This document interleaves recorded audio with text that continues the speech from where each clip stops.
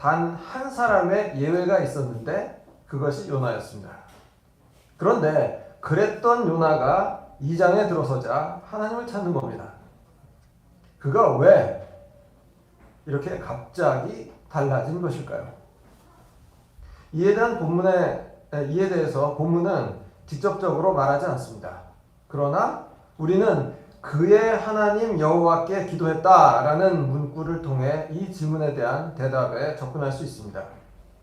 1장에서 각각 자기의 하나님을 부르는 행위는 목숨을 잃을까 두려워하는 것과 직결된 표현이었습니다.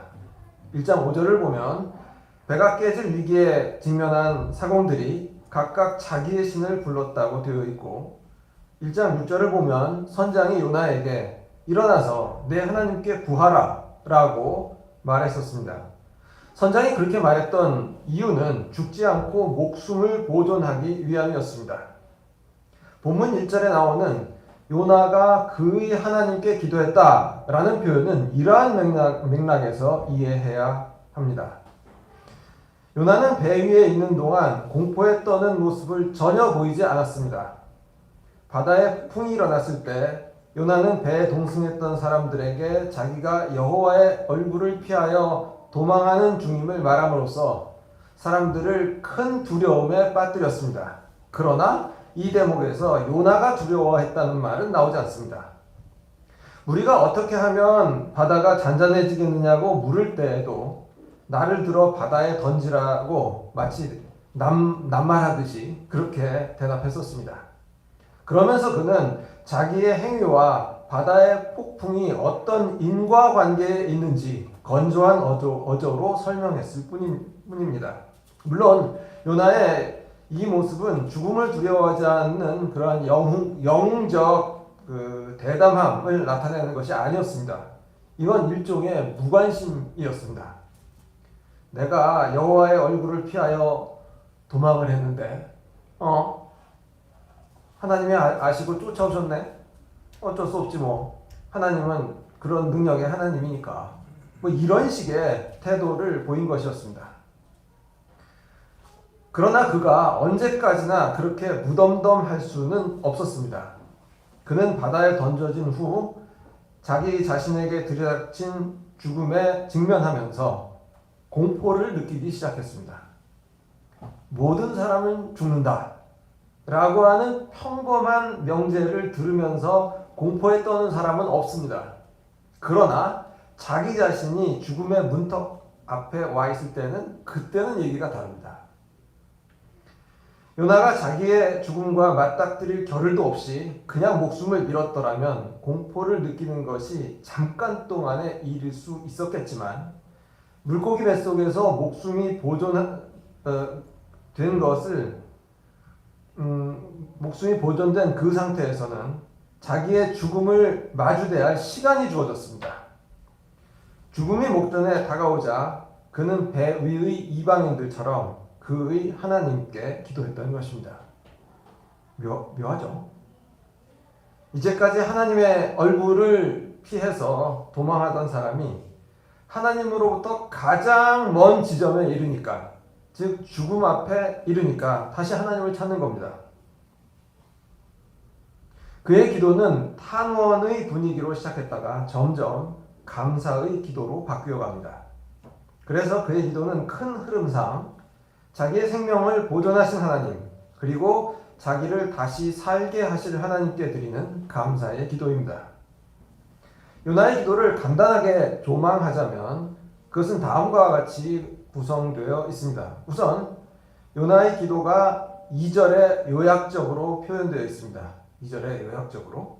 나머지 구절들은 2절의 내용을 상세히 풀어서 얘기한다 라고 생각하면 이해에 도움이 됩니다. 3절부터 7절까지는 요나가 자기가 바다에 던져진 순간부터 기도하던 당시의 시점까지를 되돌아봅니다. 이 회상은 반복됩니다. 3, 4절에 한 번, 5, 6, 7절에 다시 한 번. 그는 그렇게 동일한 과정을 2번 회상합니다. 다시 미리 말해두자면 이 회상의 그 커다란 이 과정은 두 개의 축이 중심이 돼서 전개가 됩니다. 하나는 죽음의 공포이고 또 다른 하나는 하나님께 가까이 하고자 하는 마음입니다. 그리고 8, 9절은 요나가 감사와 서원으로 기도를 마무리하는 대목입니다. 우리는 요나 이야기를 이미 알고 있기 때문에 요나가 물고기 뱃속에서 3일 동안 머무른 후 다시 육지를 밟게 될 것도 알고 있습니다. 그렇기 때문에 요나의 기도에 내재하는 긴장을 놓치기가 쉽습니다. 그러나 요나 자신은 얼마나 오랫동안 물고기 뱃속에 머무르게 될지 모르는 상태에서 그 시간을 보냈습니다. 그 시간은 고통의 시간이었습니다. 물고기 뱃속은 호텔방이 아닙니다. 요나는 성냥을 착 그어가지고 사방을 딱 둘러보고 이 자리가 좀 편하겠네 싶어서 거기에 앉아서 쉬다가 대강 시간을 좀 계산해가지고는 이제 슬슬 나갈 시간이 됐지. 이렇게 그 여유 부리는 그러한 그 태평한 시간을 보낸 게 아닙니다. 그는 어둠 속에 있었습니다.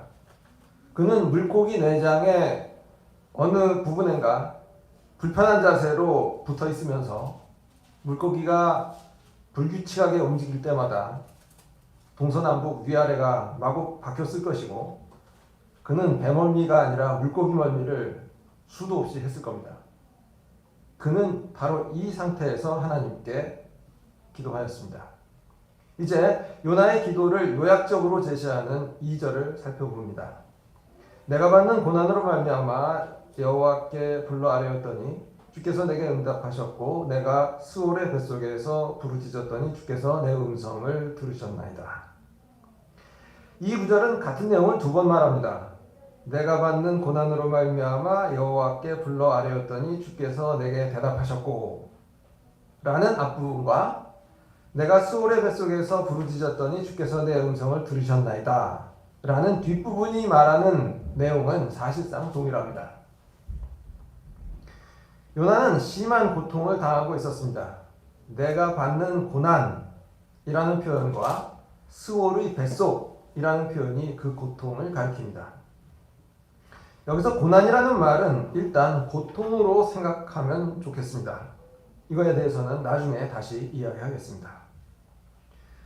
그리고 스올이라는 말은 히브리어로 셰올 이렇게 되는데 악센트가 뒤에 있죠. 셰올. 이건 물고기 이름이 아니죠. 스올이란 죽은 자들의 세계라고 이해하시면 됩니다. 즉 유대인의 관념상 죽은 자들이 가는 곳이 곧 스올입니다. 결국 요나가 스올의 뱃속에 있다는 말은 그가 얼마나 죽음에 가까이 있었는지 알려줍니다. 그런데 하나님은 요나의 부르짖음을 들으셨고 요나는 하나님께서 자기의 기도를 들으셨다라고 확신합니다. 3절을 보면 요나는 그가 바다에 던져졌을 때를 회상합니다. 주께서 나를 깊은 속 바다 가운데에 던지셨으므로 큰 물이 나를 둘렀고 주의 파도와 큰 물결이 다 내 위에 넘쳤나이다. 요나가 이 일을 회상하는 시점은 아마도 물고기 뱃속에 들어간 지 몇 시간 뒤의 일이 아니었겠나 생각됩니다.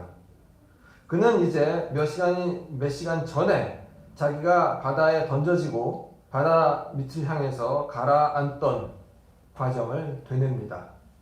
몇 시간 전에 요나를 바다에 던졌던 것은 뱃사람들이었습니다.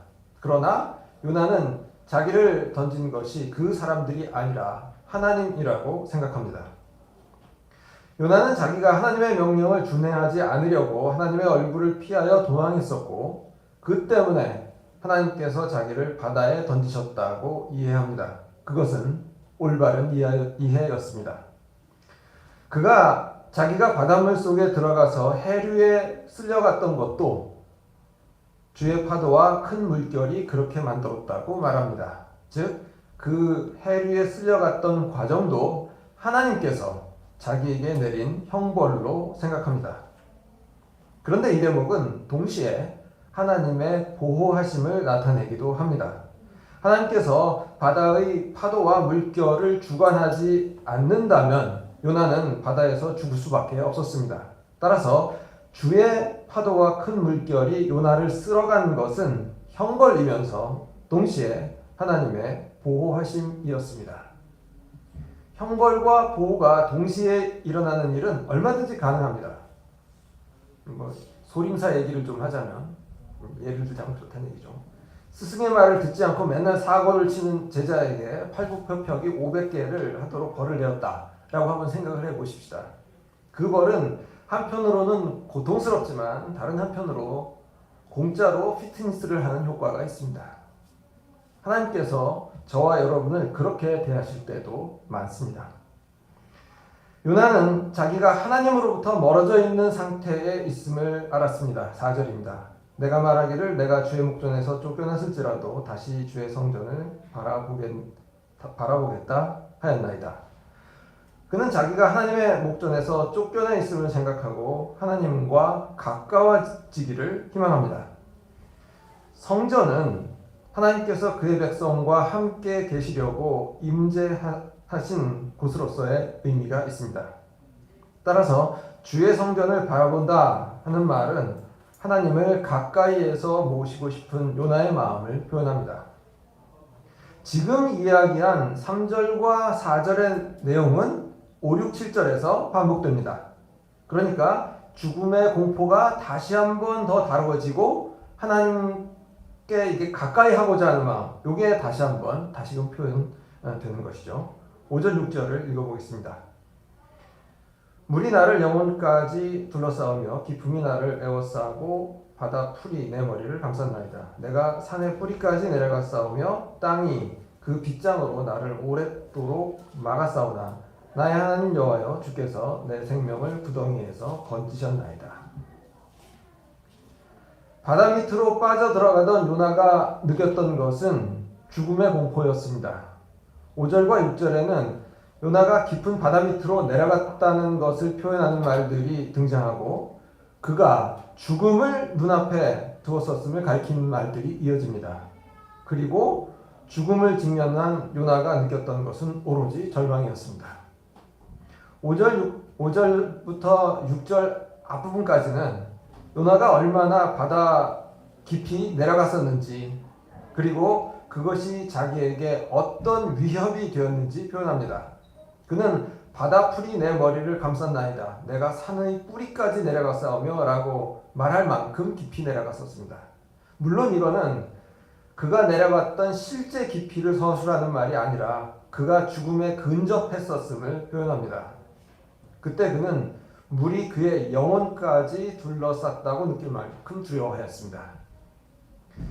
요나가 느꼈던 죽음의 공포와 절망이 가장 극적으로 표현된 것은 6절 중간에 나와 있습니다. 땅이 그 빗장으로 나를 오랫도록 막아싸우나 이 말은 그의 주관적 느낌을 표현하는 것입니다. 실제로 그가 땅에 묻힌 건 아니죠. 이 말을 쉽게 다른 말로 좀 풀었으면 요나가 이미 땅 속에 들어갔었고 땅이 빗장으로 퇴로를 영원히 막았으므로 그의 죽음은 되돌릴 수 없게 결정된 일이었다라는 뜻입니다. 그러나 하나님께서는 6절 끝에 나오듯이 요나를 그 구덩이에서 건지셨습니다. 즉 모든 소망이 완전히 끊어진 상태였는데 하나님께서 기적을 베푸셨다는 것입니다. 하지만 그가 익사를 모면했다고 해서 그가 온전히 생명을 회복했다고 말할 수는 없었습니다. 하나님께서 그에게 기적을 베풀기는 하셨지만 그리고 그가 어둠 속에서 그 기적을 자각하기는 하였지만 그는 아직도 물고기의 뱃속에 있을 뿐이었습니다. 7절은 4절과 비슷한 내용을 담고 있습니다. 두 구절에는 원문상 주의 성전을 향하여 라는 말이 동일하게 반복되어서 강조됩니다. 다만 7절에서는 하나님께서 요나를 구원하시리라는 그 확신이 첨가됩니다.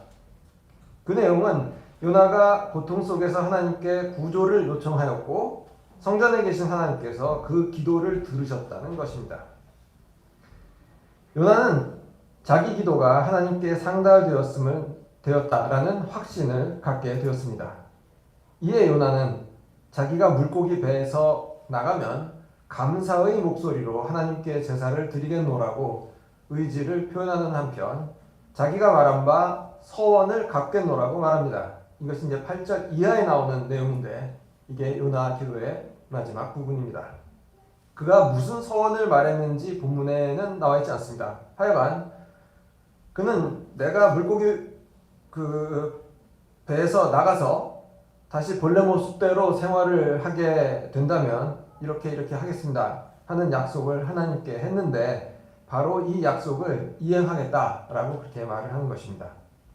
9절 말씀을 보면 그는 기도의 말미에 고조된 감정으로 구원은 여호와께 속하였나이다 라고 선언합니다. 그리고 그의 선언이 옳다는 사실이 바로 다음 구절에서 드러납니다. 여호와께서 물고기로 하여금 요나를 육지에 토하게 하심으로써 그는 실제로 구원을 받습니다. 본문은 죽음 앞에서 두려워하면서 모든 희망을 포기할 수밖에 없었던 한 사람을 하나님께서 능력으로 구원하시는 것을 보여줍니다.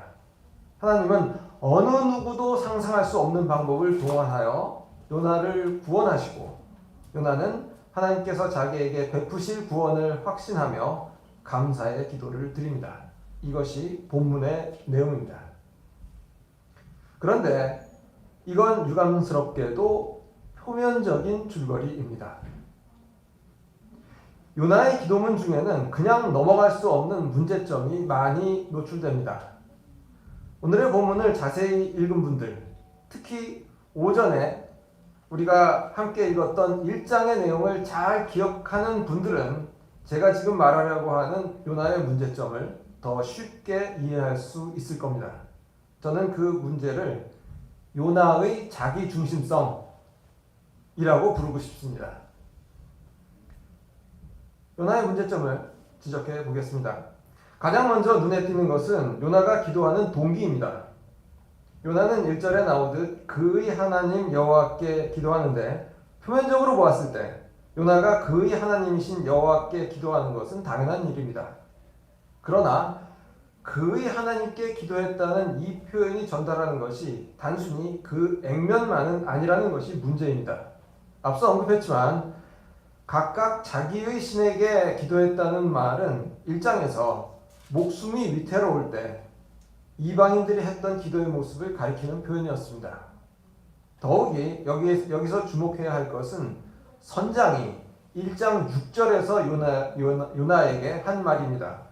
선장은 요나에게, 그러니까 요나가 배 위층에서 잠을 잤던 일에 대해서 그를 책망적으로 비난을 하면서 이렇게 말을 했었습니다. 내 하나님께 구하라. 선장이 그렇게 요구했던 이유는 혹시 요나가 섬기는 하나님이 배에 타고 있는 사람들을 생각하셔서 그들이 망하지 않게 하실지도 모른다라고 하는 신라 같은 기대 때문이었습니다. 즉 선장의 요구는 살려달라고 너의 신에게 빌어라 하는 거였습니다. 그런데 배 위에서는 기도하지 않았던 요나가 물고기 뱃속에서는 마치 선장의 말을 따르기도 하는 양 그의 하나님 여호와께 기도하는 겁니다. 물론 사람의 목숨이 다른 잡신들이 아니라 여호와께 달려 있으므로 다른 신이 아니라 여호와께 기도하는 것은 마땅한 일입니다. 그러나 문제는 요나가 기도하는 동기가 목숨의 위태로움 때문이라는 점입니다. 그가 기도하는 동기가 그가 무시했던 이방인들과 별 차이가 나지 않는다 하는 것은 그냥 넘길 사항이 아닙니다. 이방인들은 폭풍의 위협 앞에서 죽음이 두려워 자신의 신들에게 빌었다지만 요나는 왜 바다가 흉흉했는지 누구보다도 잘 아는 사람이었습니다. 요나 자신이 폭풍의 원인이었습니다. 관건은 폭풍 자체가 아니라 요나가 여호와의 얼굴을 피하여 도망했다는 사실입니다. 그리고 그가 지금 물고기 뱃속에 있는 것도 바로 그 연장선상에 있는 것입니다. 그렇다면 그가 여호와의 얼굴을 피하여 도망한 것이 기도의 주제가 되어야 했습니다. 즉 요나는 하나님께서 그에게 위탁하신 일을 버리고 도망했던 자기의 행위를 붙잡고 씨름했어야 했습니다. 그러나 본문 어느 부분을 읽어도 요나가 자기의 행위를 돌아보는 것을 암시하는 말조차 나오지 않습니다. 그는 하나님의 뜻을 구하지 않습니다. 하나님께서 물고기를 예비하여 요나를 살리신 것은 그를 다시금 니느웨로 보내시려는 계획 때문입니다. 요나는 하나님께서 왜 자기를 살리시는지 하나님의 뜻을 알고자 하는데 민첩하지 않습니다. 요나가 물고기에게 삼켜지고 목숨이 보존되는 것은 오로지 하나님 덕이고 요나는 여기에 기여한 것이 없습니다. 그러므로 하나님의 구원 행위가 요나의 기도에 대한 응답이라고 단순하게 생각할 수 없습니다. 하나님께서 요나의 기도에 응답하시는 측면을 인정한다 하더라도 요나는 그를 구원하시는 하나님의 뜻을 헤아리고자 하는 자세를 가져야 했습니다. 요나는 자기가 처해 있는 어려운 상황에만 몰두할 뿐 그 상황의 원인이 무엇이었는지 앞선 일들에 대하여 주의를 기울이지 않습니다. 이 점은 그가 하는 기도의 첫 문장에서도 드러납니다. 내가 받는 고난으로 말미암아 여호와께 불러 아뢰었더니. 요나의 기도는 그가 처한 상황적 맥락에서 나온 것이 아니라 이스라엘의 전통적 기도 언어를 그대로 답습한 겁니다. 좀 더 정확하게 말하자면 요나는 시편 중에 성전에 올라가는 노래라고 알려진 시들의 기도문을 흉내내고 있습니다. 예컨대 시편 120편은 이렇게 시작합니다. 내가 환난 중에 여호와께 부르짖었더니 내게 응답하셨도다. 시편 130편의 첫머리는 다음과 같습니다. 여호와여 내가 깊은 곳에서 주께 부르짖었나이다. 요나의 기도는 이 시들의 언어를 가져온 겁니다.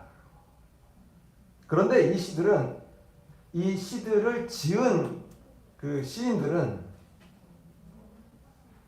그들이 그 당하는 고난에 있어서 그 고난이 부당하게 당하는 고통들이었습니다. 즉 시인들은 스스로에게 잘못이 없음에도 어려움을 겪으면서 그것을 하나님께 호소하는 겁니다. 그런데 요나는 전혀 그렇지 않습니다. 그가 물고기 뱃속에서 죽음과 직면하는 고통은 의인들이 당하는 부당한 고통과 완전히 무관한 것입니다. 그가 당하는 고통은 1차적으로 자기 자신에게 책임이 있습니다. 더욱이 요나를 물고기 뱃속에 있게 하신 것은 하나님이십니다. 시편의 시인들이 겪는 고통은 악인들에게 부당하게 당하는 것들이고 요나가 겪는 고통은 그의 잘못으로 인해서 하나님께서 취하신 조치에서 나온 고통입니다. 그러므로 그가 시편의 언어를 그냥 가져다가 기도하는 것은 자기의 고통만 생각하고 그 맥락은 생각하지 않는 무감각의 소치입니다. 5절에서 그는 내가 주의 목전에서 쫓겨났을지라도 라고 말을 하는데 이 표현도 요나가 사용하기에는 부적절한 것입니다. 요나는 여호와의 얼굴을 피하여 도망했었고 이것이 그가 당한 모든 고통의 시작이었습니다. 요나가 주의 목전에서 쫓겨났다 라고 하는 말을 쓰는 것은 너무나도 염치가 없는 겁니다. 그는 자기의 범죄로 인하여 하나님께 벌을 받았고 하나님으로부터 멀어졌습니다. 그는 마치 자기가 하나님의 목전에서 쫓겨난 것 같은 느낌을 받았습니다. 그리고 그 느낌은 틀린 것이 아니었습니다. 실제로 하나님으로부터 멀어졌으니까요. 그러나 그럼에도 불구하고 그것은 그의 주관적 느낌이지 실제로는 하나님이 그를 밀쳐낸 것이 아니라 자기가 하나님으로부터 도망한 것이었습니다. 그의 생각이 지나치게 자기중심적이라고 하는 것이 단적으로 드러납니다. 요나는 4절과 7절에서 하나님을 성전에 계신 분으로만 생각하는 경향을 보입니다. 그러나 이는 요나서의 흐름상 결코 적절하지 않습니다. 혹 여러분은 1장에서 요나가 이방 선원들에게 하나님을 뭐라고 소개했었는지 기억하십니까? 바다와 육지를 지으신 하나님. 요나는 하나님의 영향이 미치지 않는 곳으로 도망하기 위해서 바다로 나왔었습니다. 그러고 나서는 하나님을 바다와 육지를 지으신 분으로 소개하는 모순을 범했었습니다. 하나님께서 성전에 계신다는 것도 물론 전적으로 맞는 말입니다. 하나님께서는 그의 백성과 함께 하시려고 성전에 임재하십니다. 요나가 하나님께 가까이 가고자 하여 성전을 사모하는 마음을 가졌던 것은 매우 바람직한 일입니다. 그러나 그럼에도 불구하고 하나님이 일으키신 바다의 폭풍을 제대로 경험한 그가 하나님을 단순히 성전에 거하시는 분으로만 계속 생각한다면 이건 합당하지 않습니다. 요나는 하나님을 아는 지식에 있어서 일장의 모습과 달라진 것이 없습니다. 자기가 가진 생각에 갇혀 있을 뿐입니다. 그리고 8절에서 요나는 이방인들을 가리켜 거짓되고 헛된 것을 숭상하는 모든 자는 자기에게 베푸신 은혜를 버렸사오나 라는 표현을 씀으로써 그들을 폄하합니다. 이는 요나가 가지고 있는 이방인에 대한 고정관념을 드러내는데 이 고정관념이 얼마나 잘못되었는지는 9절에서 여지없이 폭로됩니다. 9절에서 요나는 이렇게 말합니다. 나는 감사하는 목소리로 주께 제사를 드리며 나의 소원을 주께 갚겠나이다. 자기는 이방인들과는 달리 제사 드리기와 소원 갚기를 하겠다는 것이 요나의 말입니다. 히브리어 원어상 9절에서는 나라는 단어가 특히 강조됩니다. 이방인들은 이러저러하여도 나는 다르다 라는 겁니다. 그러나 그게 사실입니까? 제사 드리기, 서원 갚기, 어디서 이미 보았던 표현 아닙니까? 요나서 1장 16절을 보면 이방인들이 여호와를 크게 두려워하여 여호와께 제물을 드리고 서원을 하였다라는 말씀이 나옵니다. 요나가 물고기에게 삼켜졌을 때쯤 이방인들은 배 위에서 하나님께 제사를 드리고 서원을 하였습니다. 요나가 바다로 던져진 후의 일이기 때문에 요나는 이걸 볼 수가 없었던 거죠. 그랬을 뿐 이방인들은 요나가 일방적으로 무시하는 것처럼 신의를 저버리는 자들이 아니었습니다. 이제 오늘 나눈 말씀을 정리해 보겠습니다. 본문에서 우리는 하나님께서 기적을 베풀어서 목숨을 살리셨던 한 인물, 그 베풀어 주신 하나님의 은혜에 순수한 마음으로 감사하는 한 인물, 그러나 모든 것을 지독하게도 자기 중심적으로 생각하는 한 인물을 만납니다. 그는 시편의 여러 문구들을 끌어 써서 기도하면서 그 의미에 대해서 충분히 성찰하지 않습니다. 우리 모습을 한번 돌아보겠습니다. 먼저 요나의 기도와 우리의 기도를 비교해 봅시다. 우리는 기도할 때 우리가 당장 직면한 고통에만 집중하지는 않는지 생각해 보기를 바랍니다. 예수께서는 목숨을 위하여 무엇을 먹을까, 무엇을 마실까, 무엇을 입을까 이런 거 하지 말라라고 가르치셨습니다. 우리의 시야가 당장 직면한 그 고통을 넘어섬으로써 우리의 기도가 하나님 나라를 구하는 기도가 되기를 바랍니다. 그리고 우리가 기도할 때 흔히 쓰는 말들, 그 기도의 표현들이 이게 이제 무감각하게 그 용어들, 표현과 기도의 표현과 용어들을 가져다 쓰는데 머무르지는 않는가 하는 것을 한번 생각해 보았으면 좋겠습니다. 우리가 무엇을 구하는지 모르는 상태에서, 구하면서도 내가 지금 뭘 구하고 있는지를 모르는 그러한 모양새가 되지 않도록 각성된 기도를 하는 사람들이 되어야 하겠습니다. 우리는 우리를 구원하신 예수 그리스도의 사랑과 은혜를 생각할 때마다 하나님께 순수한 마음으로 감사하곤 합니다. 그런데 그 순수한 감사의 순간에 우리가 하나님을 우리의 좁은 식견 안에 가두어 버리는 잘못을 범하지 않는지 생각해 보았으면 좋겠습니다. 우리 주위에 있는 사람들에 대해서도 편견과 오해를 굳게 붙잡고 그들에 대해서 제대로 알지도 못하면서 모든 것을 아는 양 말하고 행동하지는 않는가 돌아보기를 바랍니다. 주님의 은혜, 그 구원의 은혜에 감사하고 또 감격하는 우리가 하나님을 바르게 아는 지식에서 성장하고 또 이웃과 형제자매를 바르게 섬기는 면에서도 성장하기를 간절히 바랍니다. 기도하시겠습니다.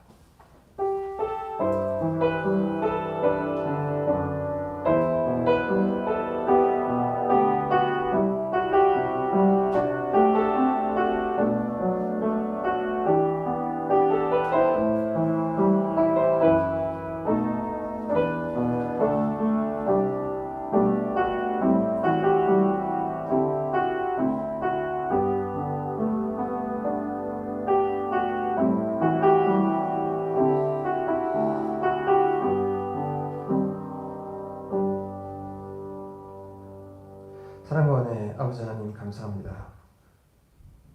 우리가 기도할 때 당장 직면한 고통에만 집중하여 기도하지 않고 하나님 나라를 구하게 하여 주옵소서. 또한 우리가 구하는 것이 무엇인지 분명히 의식하는 각성된 기도를 하도록 우리를 도와주옵소서. 주의 구원의 은혜에 감사하고 또 감격하는 우리가 하나님을 바르게 아는 지식에서도 성장하고 또 이웃과 형제자매를 바르게 섬기는 면에서도 성장하게 하여 주옵소서. 예수 그리스도 이름으로 기도드리옵나이다. 아멘.